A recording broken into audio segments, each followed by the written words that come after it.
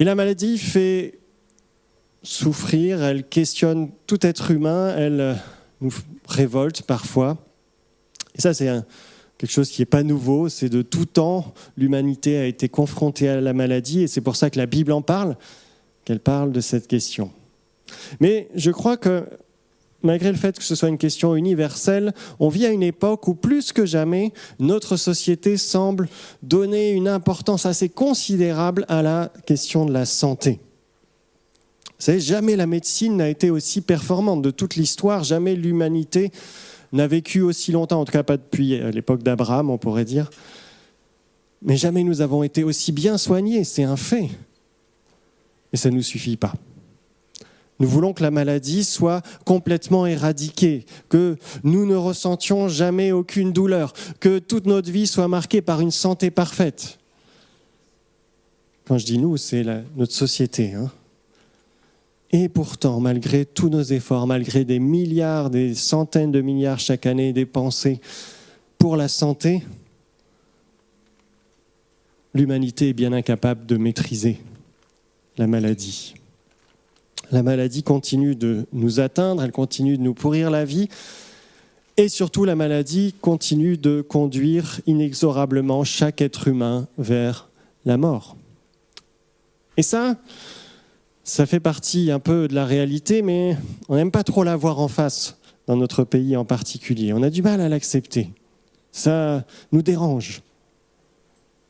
Et en tant que chrétiens, cette situation doit nous interpeller.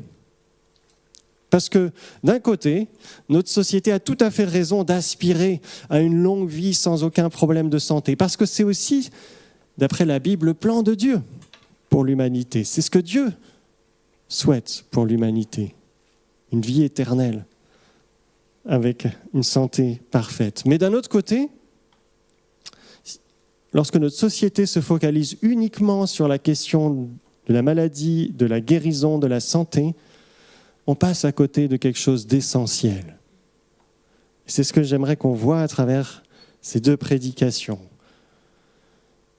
La maladie, la guérison comme signe de Dieu. Vous savez que la Bible parle à la fois de la maladie et de la guérison comme de signes et prodiges. Alors autant on se dit, bon, pour la guérison, ok, mais la maladie aussi est présentée comme un signe et prodige dans la Bible.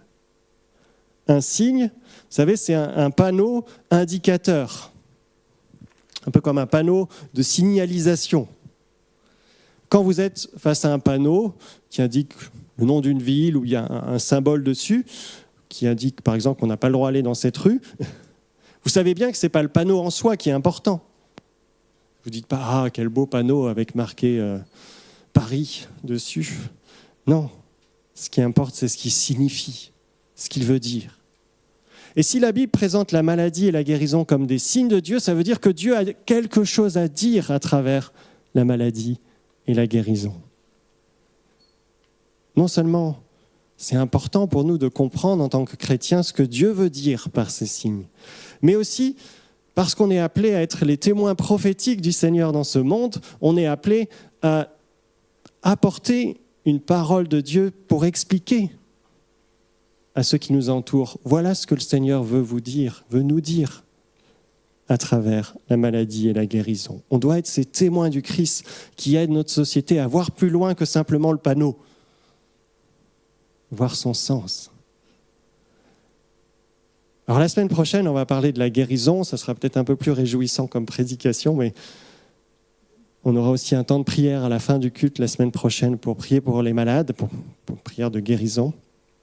Mais aujourd'hui, j'aimerais qu'on prenne le temps de s'arrêter, parce qu'on ne le fait pas souvent, sur le sens du signe que constitue la maladie.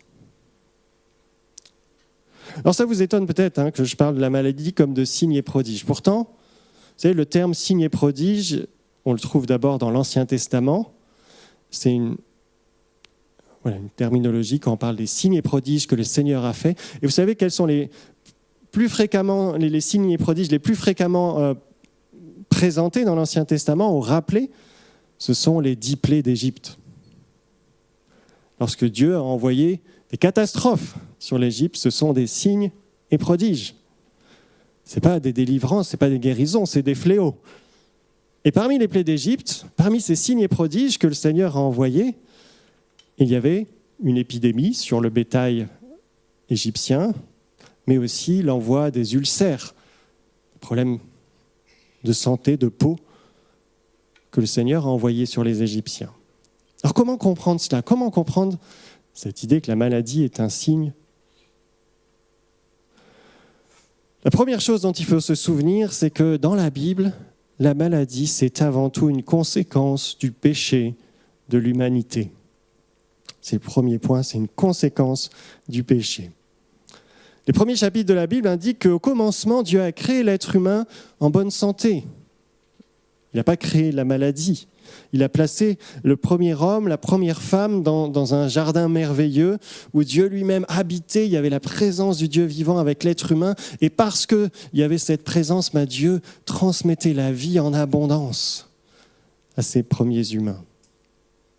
Mais la Bible nous dit que ces premiers humains, Adam et Ève, ne sont pas restés satisfaits de cette relation de dépendance avec leur Créateur. Ils se sont dit que au final, ils n'avaient pas forcément besoin de Dieu, qu'ils pourraient mieux se débrouiller tout seuls. Mais voilà, si vous décidez de vivre loin de Dieu, vous demeurez aussi à l'écart de celui qui est la source de la vie et de la santé. Et en refusant de dépendre entièrement de son Créateur, l'humanité a été condamnée à errer loin de l'arbre de la vie qui était dans le jardin, cet arbre de la vie qui, comme dit l'Apocalypse, apporte la guérison des nations. Le mépris de Dieu, vous voyez, le rejet de ses conseils, la désobéissance à sa parole, c'est ce que la Bible appelle le péché. Et la Bible montre que le péché a pour conséquence la mort. Le salaire du péché, c'est la mort, dit Romains 6, 23.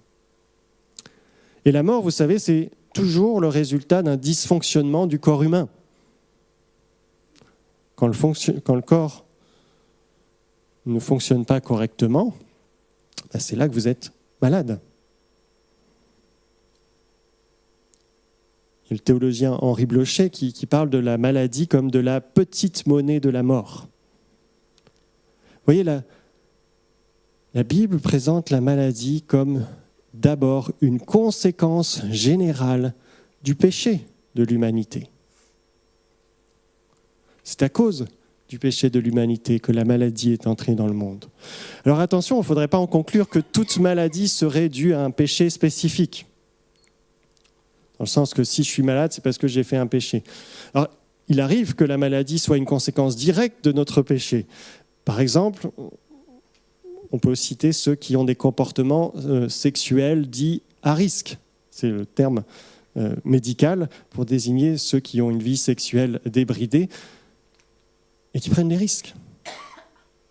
C'est pour ça que la Bible encourage à vivre la relation sexuelle au sein du couple marié. Un autre exemple, c'est celui du fumeur qui sait très bien qu'à beaucoup fumer, il prend un risque pour sa santé. C'est marqué en gros sur les paquets de cigarettes. Vous savez, la Bible nous encourage à prendre soin de notre corps, c'est le temple du Saint-Esprit. Et si nous pensons être plus intelligents que notre Créateur, il ne faut pas s'étonner que nos comportements à risque nous rendent malades. Dans ce cas-là, effectivement, la maladie est une conséquence aussi de notre péché. Cependant, la Bible nous dit aussi que dans bien des cas, la maladie reste sans lien direct avec un péché particulier. Vous connaissez tous, je pense, l'histoire de Job. Job, c'est celui qui a le souffre-douleur par excellence, il a tout perdu. Tous ses enfants sont morts subitement, tous ses enfants. Il perd tous ses biens ensuite, ou plutôt avant. Et en plus de cela, voilà qu'il va se retrouver terriblement malade, avec une maladie qui fait mal, qui fait souffrir. Et pourtant, le livre de Job nous dit que Job était l'homme le plus droit de toute la terre, le plus fidèle à Dieu.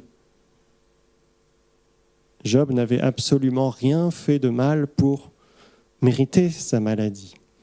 Un autre exemple se trouve dans l'évangile de Jean au chapitre 9. Chapitre 9, versets 2 et 3. Vous avez les disciples de Jésus qui viennent trouver Jésus parce qu'ils voient un aveugle de naissance qui est là, et ils lui disent, «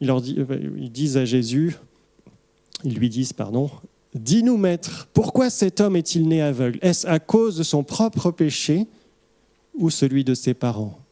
Qu'est-ce que répond Jésus? « Cela n'a pas de rapport avec son péché, ni avec celui de ses parents. » Ce qui montre qu'il faut faire attention à ne pas accuser à tort les malades d'être responsables de leurs maux. C'est important de ne pas rajouter une souffrance sur ceux qui souffrent déjà. Les évangiles nous laissent l'exemple plutôt de Jésus face aux malades qui étaient remplis de compassion. Et c'est ça qui doit rester notre état d'esprit. Mais je crois qu'il ne faudrait pas non plus tomber dans l'extrême inverse, où on en viendrait à déconnecter complètement la question de la maladie en général du problème du péché. Parce que la Bible insiste à de nombreuses reprises sur ce lien. Si la maladie est présente sur terre, c'est d'abord à cause du péché d'une humanité en rébellion contre son Créateur. Deuxièmement, la Bible indique aussi qu'il y a une autre entité qui a une responsabilité dans la maladie et qu'il s'agit de Satan et de ses démons. Dans le récit de la Genèse, vous savez, c'est le diable, le serpent, qui vient tenter les premiers humains et les pousser à désobéir à Dieu. Dans le livre de Job, c'est Satan qui frappe Job avec une maladie très douloureuse. Dans le Nouveau Testament, il est dit, on peut afficher le verset, Acte 10, 38, il est dit que, quand Pierre parle du ministère de Jésus un peu plus tard, il dit, voilà, Jésus guérissait tous ceux qui étaient opprimés par le diable. La maladie est ici associée à une oppression du diable. Le diable est à l'œuvre à travers la maladie. Il cherche à faire souffrir, à opprimer l'être humain, mais son objectif, ce n'est pas seulement de lui faire souffrir physiquement. Rappelez-vous, le diable cherche surtout à nous détourner du Seigneur, de notre Dieu. Et parfois, avec la maladie, il essaye d'insuffler un peu un doute à l'humanité. Ah, mais s'il y avait un Dieu vraiment bon, pourquoi est-ce qu'il y a autant de malades? Dans la maladie, il essaye de te faire douter de l'existence de Dieu, de sa bonté. Vous voyez, donc, selon la Bible, c'est à la fois l'humanité pécheresse et le diable qui sont responsables de la maladie. Mais il y a un troisième point que la Bible met en avant. Et c'est là-dessus que j'aimerais qu'on s'arrête plus particulièrement. C'est le rôle de Dieu. Parce que la maladie est aussi une manifestation du jugement de Dieu sur l'humanité. C'est pas très réjouissant, j'entends pas beaucoup de « Amen » non, ce matin. Mais c'est ce que dit la Bible. Si vous avez lu la Bible attentivement, vous avez déjà remarqué qu'on trouve des passages qui disent que Dieu envoie une maladie sur quelqu'un, sur tout un peuple. Alors on ne les cite pas trop, ces versets, en général, ça nous dérange un petit peu. Mais c'est dans la Bible, alors il faut peut-être quand même qu'on prenne au sérieux la parole de Dieu. J'ai rappelé par exemple que parmi les 10 plaies d'Égypte, il y a notamment des maladies qui sont envoyées aux humains et aux animaux. Et dans ces cas, ce n'est pas le diable qui attaque l'Égypte, c'est le Seigneur qui est en train de juger l'Égypte. Autre exemple, on peut afficher le verset 2 Samuel 24, 15, où il y a ce fléau que le Seigneur envoie. Le Seigneur fit venir la peste en Israël depuis le matin jusqu'au temps fixé. Et de Dan à Beersheba, il mourut 70 000 personnes parmi le peuple. C'est le Seigneur qui fait venir le fléau. Encore Habakkuk 3, 5. Devant Dieu marche la peste, la fièvre sort sur ses pas. Alors vous allez me dire, ça c'est l'Ancien Testament. C'est vrai que c'est quand même plus marqué dans l'Ancien Testament, la question du jugement de Dieu, et dans le Nouveau est plus marqué la grâce.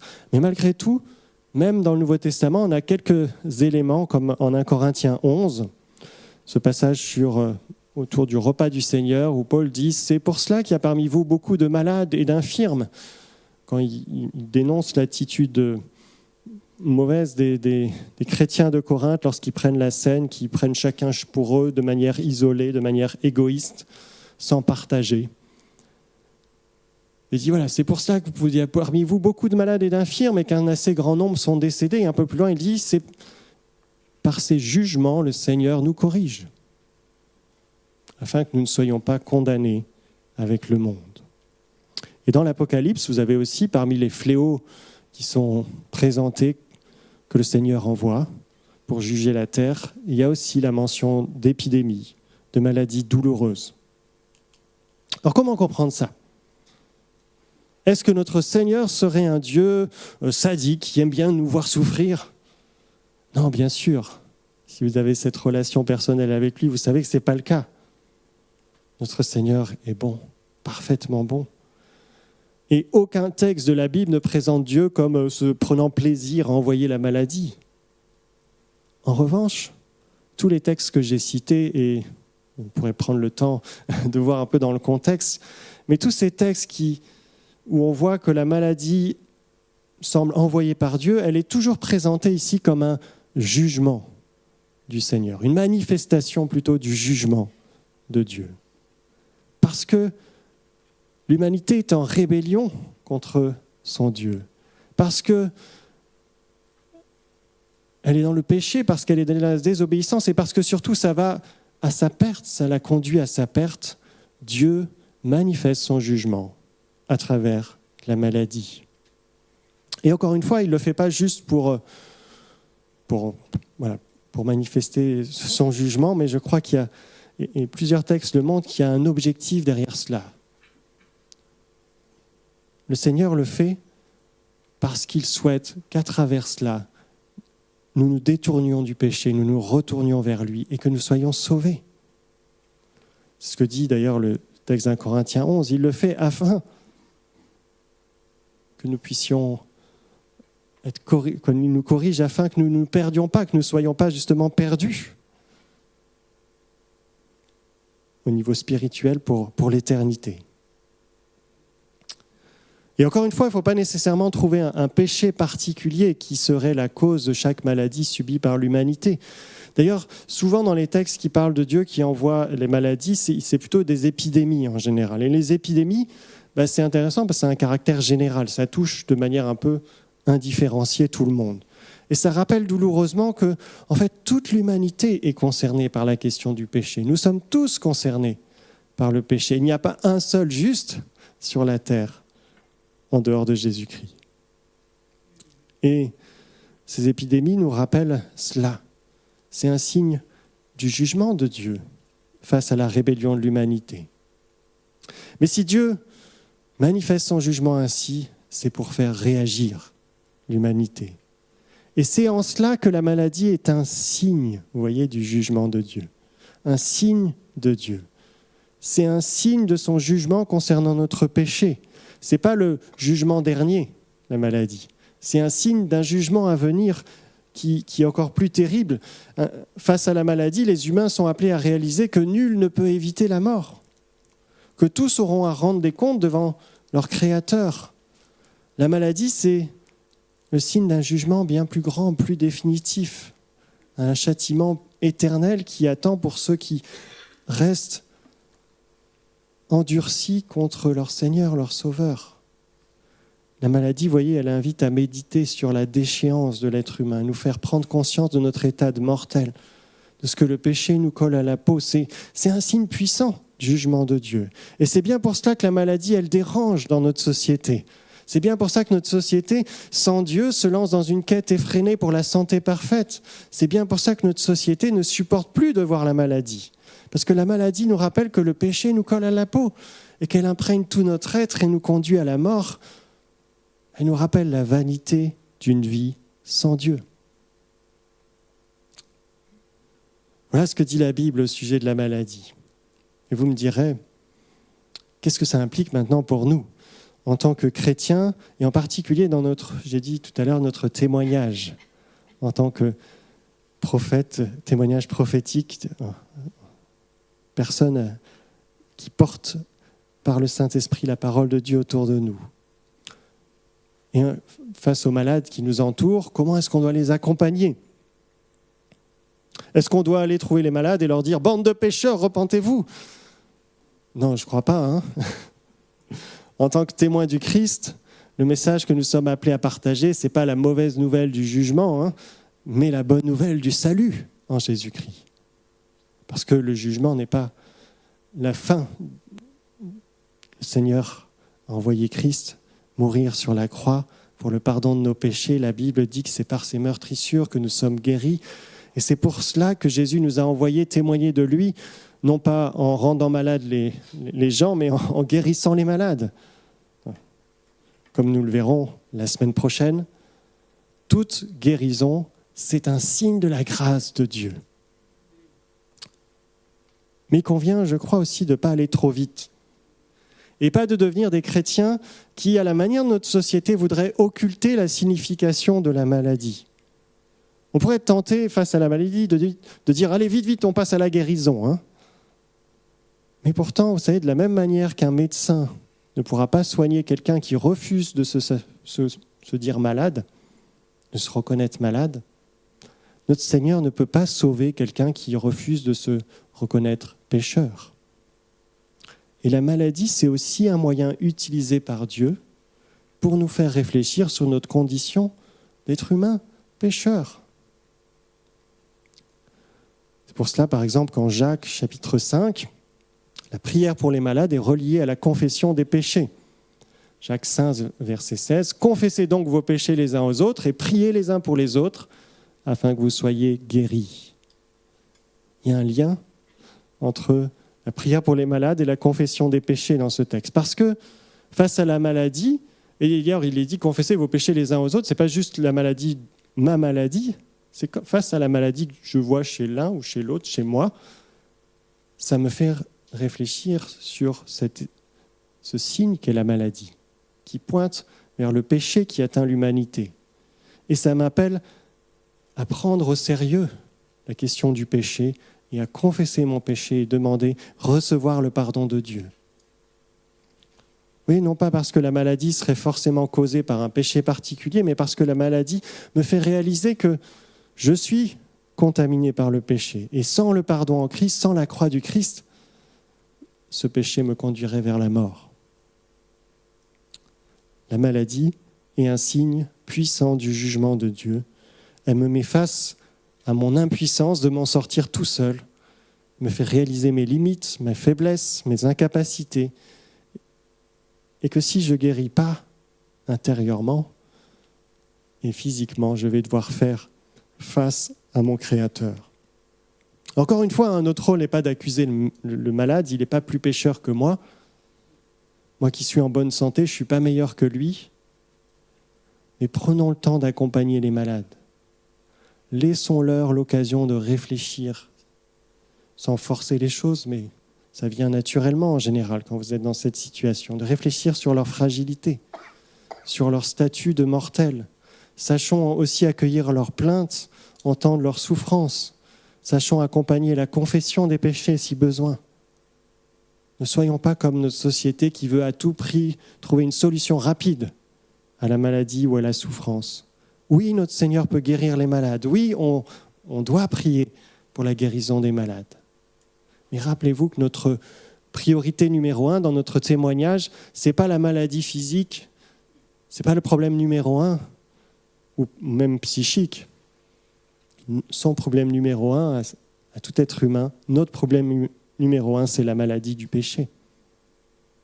La maladie physique, c'est un symptôme, c'est un signe d'une épidémie qui est bien plus grave, qui a bien plus de conséquences et qui affecte tous les éléments de notre vie, notre société.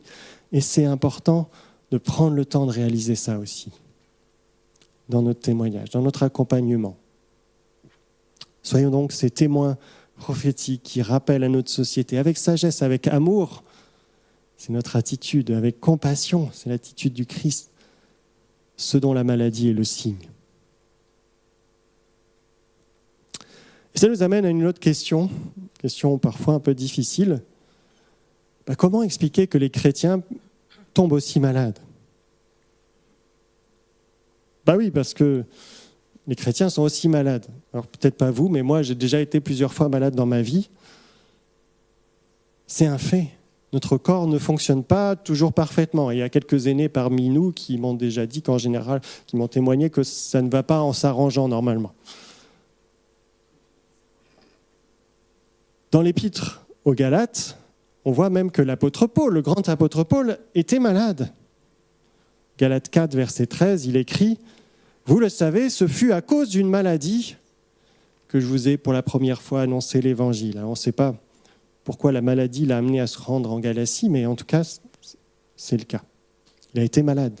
Lui, ce grand modèle de foi, l'apôtre Paul. C'est une question sérieuse, parce qu'on a vu, pourquoi c'est une question qui dérange ? Parce qu'on a vu que la maladie était un signe de notre état pécheur et du jugement de Dieu sur l'humanité pécheresse. Et nous savons que nous avons placé notre foi en Jésus-Christ et nous croyons que Jésus-Christ a pris sur lui notre péché. Devant le tribunal de Dieu, nous le confessons et nous le croyons, et la Bible dit que nous sommes pardonnés, que nous sommes acquittés, que nous sommes graciés, que nous sommes libres devant le jugement de Dieu. Alors comment comprendre que des chrétiens fidèles, comme l'apôtre Paul, puissent subir la maladie qui est un signe du jugement de Dieu ? Mais je crois qu'il faut se rappeler quelque chose d'important quand on lit la Bible, c'est que le salut que nous recevons en Jésus-Christ se produit en 2 grandes étapes. Il y a une étape qui a déjà eu lieu il y a 2000 ans. Quand Jésus-Christ est venu sur cette terre, il est mort sur la croix ressuscité. Il a remporté la victoire sur la mort et le péché. Il a déjà vaincu Satan. Mais ça, c'est qu'une première étape, même si c'est une victoire centrale, fondamentale et décisive que l'on célèbre, qui est au cœur de notre foi. Mais il y a une deuxième étape, et cette deuxième étape, c'est le retour de Jésus. Et la Bible nous dit que, oui, Jésus a déjà remporté la victoire sur Satan à la croix, mais c'est qu'après le retour du Christ que Satan et toutes ses armées diaboliques seront jetées définitivement dans les temps de feu. Satan est encore à l'œuvre. Jésus, oui, il a déjà pris sur lui le péché de notre monde, mais c'est qu'après le retour de Jésus que la création sera tout entière débarrassée, renouvelée et débarrassée de toutes les conséquences du péché. Jésus nous a déjà offert une vie nouvelle, mais c'est que lors de son retour que l'on va ensuite ressusciter ou être renouvelé, si nous sommes encore en vie à ce moment-là, dans un corps glorieux, un corps qui tombera jamais malade, un corps qui demeurera éternellement. C'est seulement à ce moment qu'il n'y aura plus ni deuil ni souffrance. Et en attendant, Dieu ne nous a pas retirés de ce monde. Lorsqu'on a donné notre vie à Jésus-Christ, je ne sais pas vous, mais il ne nous a pas tout d'un coup enlevés pour aller au ciel. Hop, c'est fini, tu as donné ta vie et hop, tu disparais. Non, il nous a laissés sur cette terre où les conséquences du péché sont encore bien réelles, le diable est encore à l'œuvre. Il nous a laissés dans ce monde où la maladie est encore présente. Et quand on a donné notre vie au Christ, il n'a pas tout d'un coup transformé notre corps. Paf, me voilà beau, musclé, sans défaut, avec un corps éternel et parfait. Non, nous avons toujours le même corps, en tout cas je ne sais pas vous, mais moi oui, un corps mortel. Alors vous allez me dire, mais pourquoi Dieu il a fait les choses ainsi ? Pourquoi est-ce qu'il n'a pas transformé notre corps de notre conversion ? Pourquoi est-ce que les chrétiens n'échappent pas à la maladie ? La Bible ne répond pas directement à cette question, mais je crois qu'il y a plusieurs éléments qui montrent que ça peut être lié à notre rôle de témoin dans ce monde. Je crois que le Seigneur nous appelle à être ses témoins aussi dans la maladie. Et si le Seigneur nous laisse sur cette terre après notre conversion, c'est notamment parce qu'on a pour mission de témoigner de lui. Parce que le Seigneur est bon, qu'il aime l'humanité, qu'il veut la sauver. Et pour la sauver, il faut qu'elle accepte la bonne nouvelle de Jésus-Christ.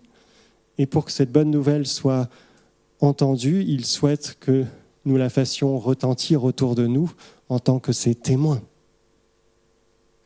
Nous sommes appelés à être les témoins du Christ dans ce monde. Et c'est pour ça qu'il nous laisse ici, après notre conversion. Mais me direz-vous, est-ce que ça ne serait pas mieux qu'on soit des témoins en parfaite santé, qui n'ont jamais de problème, tous riches et beaux gosses ? Ça serait un peu plus vendeur quand même, non ? Comme bonne nouvelle. Il y a une lettre Il y avait une prédication à la rentrée dernière sur ce passage-là, la deuxième lettre de Paul aux Corinthiens, où l'apôtre Paul, il dit juste l'inverse. Il parle de son rôle d'ambassadeur du Christ. Il parle du fait qu'il est ce témoin partout dans les nations du Christ, mais il ne met pas en avant ses réussites. Et dans cette lettre, il va souligner toutes ses difficultés, toutes ses souffrances, toutes ses galères au service de Jésus-Christ. Et pourquoi est-ce qu'il fait ça ? Parce que, dit-il, voilà, ça montre que je suis comme un vase d'argile, un vase fragile, faible, pas très intéressant, un objet, un bol. Mais que dans ce vase fragile, la gloire de Dieu peut se manifester.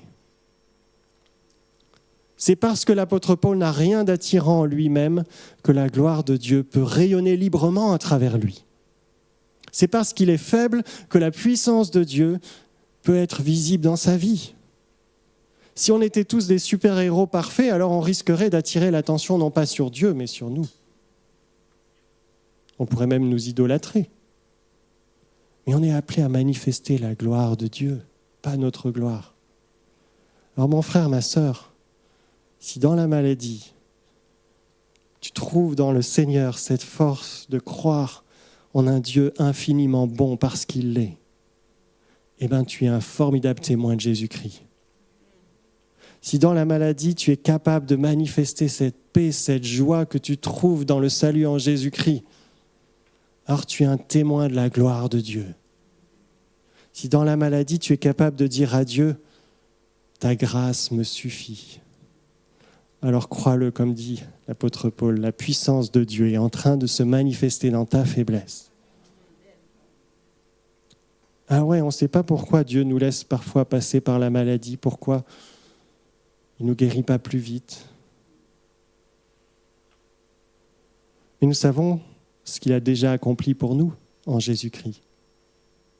Et c'est à cause de Jésus-Christ, c'est parce que nous savons qu'il est mort pour nous à la croix, que nous sommes sûrs, certains de sa bonté, de sa grâce, de son amour pour nous. Et c'est là notre témoignage.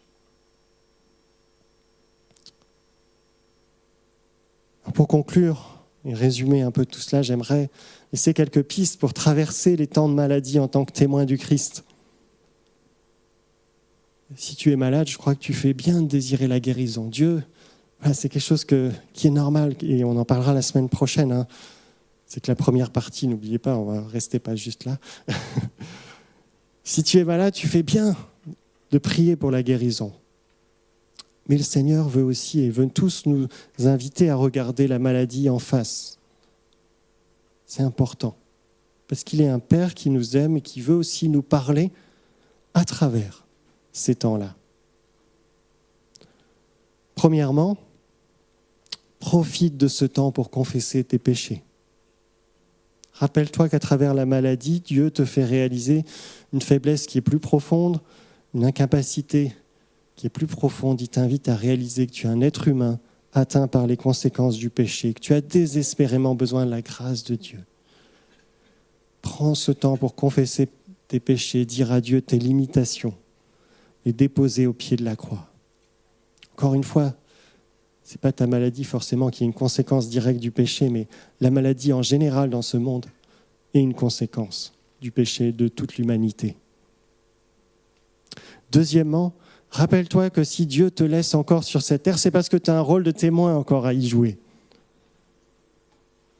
Et en passant par la maladie, le Seigneur, d'une certaine manière, je crois, nous rend solidaires d'une humanité qui est atteinte par la souffrance, il nous fait comprendre la gravité de la situation qui atteint l'humanité et l'importance de témoigner de l'amour du Christ. Soyons ces témoins. Et troisièmement, tourne tes regards vers le Père Céleste avec confiance, parce qu'il reste un Père parfaitement bon, plein de grâce, plein de miséricorde. Il te l'a démontré déjà.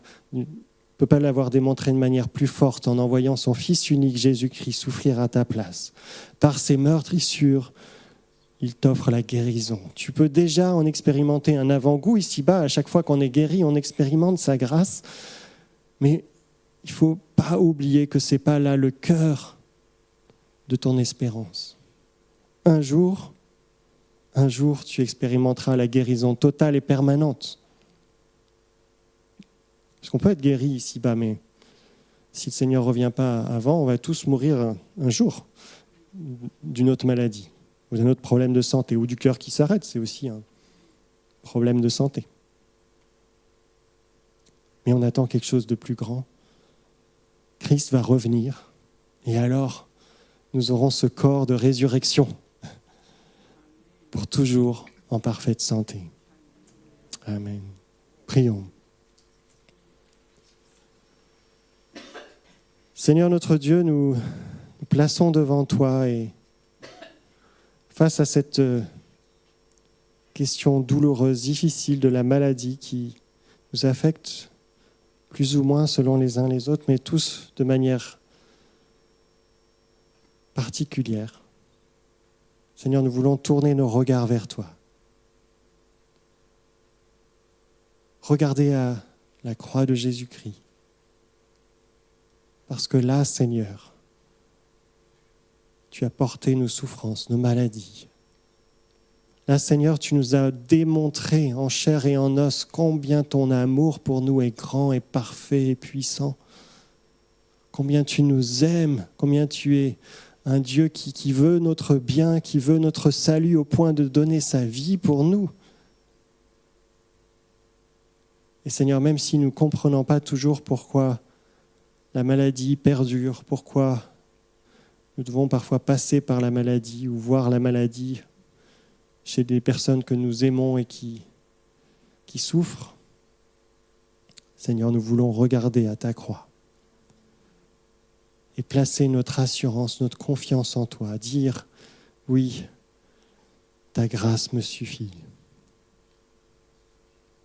Seigneur, donne-nous, en tant que chrétiens qui sommes appelés à être tes témoins, Seigneur, des témoins de ta grâce, des témoins de ton salut, mais des témoins aussi qui prennent au sérieux ce que tu veux dire à travers la maladie à l'humanité, Seigneur, qui amène à tourner les regards vers toi, mais on sait, Seigneur, que ça passe par le fait de se reconnaître pécheur pour pouvoir être sauvé par toi. Alors Seigneur, donne-nous des témoins de savoir le dire avec compassion, avec amour, avec justesse. Mais on a besoin de toi, Seigneur, pour cela. Et Seigneur, on te prie encore de nous revêtir de ton esprit, de nous renouveler par ton esprit. Prions au nom de Jésus. Amen.